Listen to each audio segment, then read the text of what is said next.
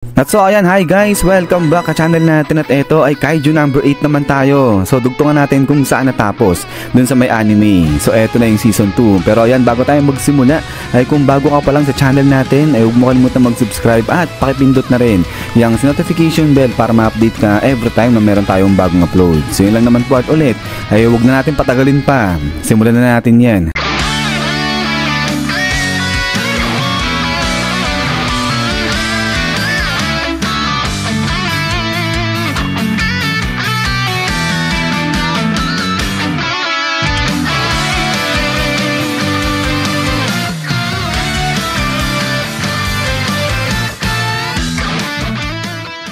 At so dito ngayon magsisimula kay Shinomiya dahil sinusundo na siya neto ni Manong. At ang sabi nga ngayon dito ni Manong, pasensya na sa paghihintay, troop member Shinomiya. At now, etong si Manong na nagsusundo dito kay Shinomiya, siya naman ay yung vice commander na ng first unit, si Eiji Hasegawa. At dito sabi ngayon ni Hasegawa na i-guide niya si Shinomiya papunta dun sa kwarto na ng kanilang commander.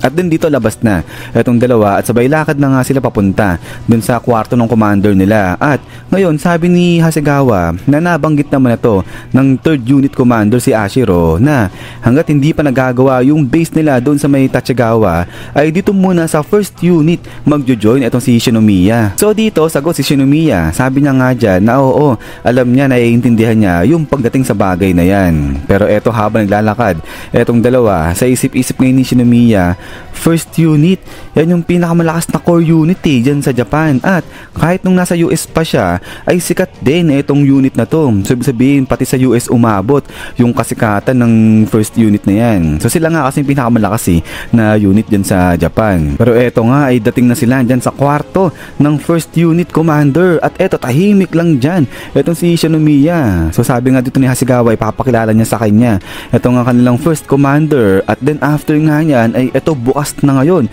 etong pinto, sabay ngiti na etong si Shinomiya. Sabi niya nga dyan, I'll be learning everything I can from you. So referring dun nga sa commander ng 1st unit. At so dito sabi ni Hasegawa, sige pinapakilala ko sa'yo ang commander ng 1st unit, si Narumige. Tapos ay napatigil siya kasi nga ayun naglalaro lang dyan etong si 1st commander nila at kalat pa nung kwarto niya. So dito gigil na gigil etong si Narumi. Sabi niya nga dyan, konti na lang maabot niya na yung platinum rank. So gigil na gigil sa game etong si 1st commander unit natin. At din ay pagkatapos nga niyan is dito tahimik ngayon etong dalawa dyan nga sa nakita nila. At din pagkatapos niya is bam.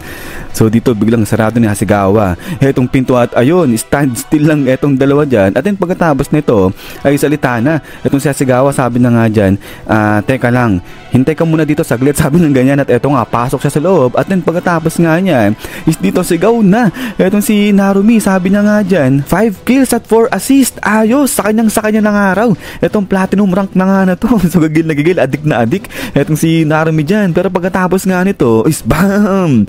So dito bigla siyang sinipa ni Hasegawa. At kaya naman dito sigaw ulit etong si Narumi. Sabi niya nga dyan, yung BS5 nga parang sinira na ito ni Hasegawa. So sabi niya, demonyo ka Hasegawa, sabi niya ganyan. Pero eto nga galit etong si Hasegawa. Sabi niya nga dito kay Narumi na di ba nga sinabi niya magligpit ng kwarto etong si Narumi kasi nga darating siya dyan ng alas 2. So dito sagot si Narumi. Sabi niya nga dyan, oo, narinig kita, sabi ng ganyan. Pero eto tuloy ngayon ni Narumi. Pero di ba freedom niya kung susunod siya dyan kay Hasegawa o hindi sa pinag-uutos niya. So ibig sabihin malaya etong si Narumi kung susunod ba siya o hindi dyan nga sa pinapagawa sa kanya. Pero pagkatapos nga niyan is back.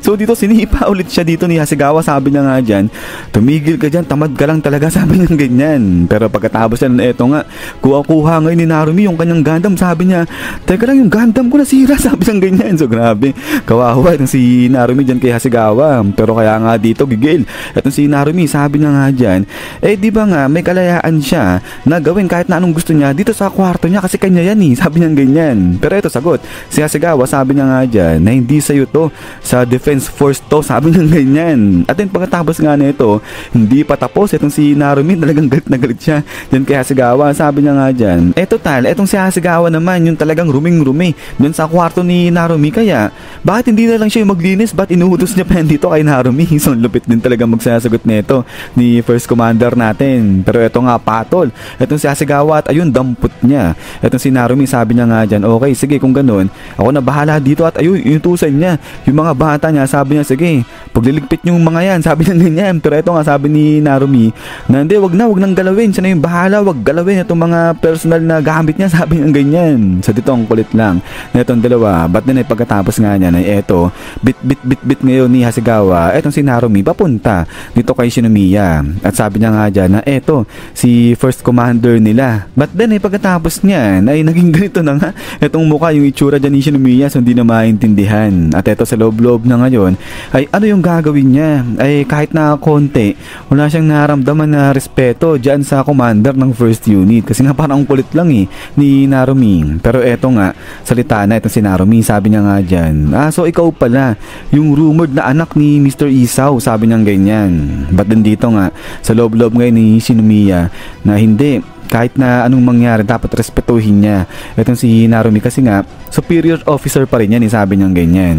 So kaya naman dito biglang salot na itong si Shinomiya, sabi niya nga dyan na siya si Shinomiya at nanggaling siya sa 3rd unit at ngayon ay nasa pangalaga siya ng 1st unit. So kaya naman sige ibigay lang daw sa kanya yung utos na sa tingin nila na narapat para dito kay Shinomiya. Pero eto nga sagot si Narumi, sabi niya nga dyan na wag masyadong formal itong si Shinomiya, kasi nga isang bagay lang naman daw yung gusto niya dito kay Shinomiya. So kaya dito napatahimik etong si Shinomiya, sabi niya nga dyan, ano yung isang bagay na yun na gusto nito ng 1st unit commander sa kanya. At eto biglang may nagring nga dyan ng pagkalakas-lakas at eto biglang ngiti ngayon si Narumi, sabi niya nga dyan, eksakto, may umaatake, sabi niya ganyan. At tuloy niya pa nga dito ngayon kay Shinomiya na ngayon dapat matutunan ni Shinomiya yung isang bagay na sinasabi nito ni Narumi at sa pamamagitan nga yan ng pakikipaglaban.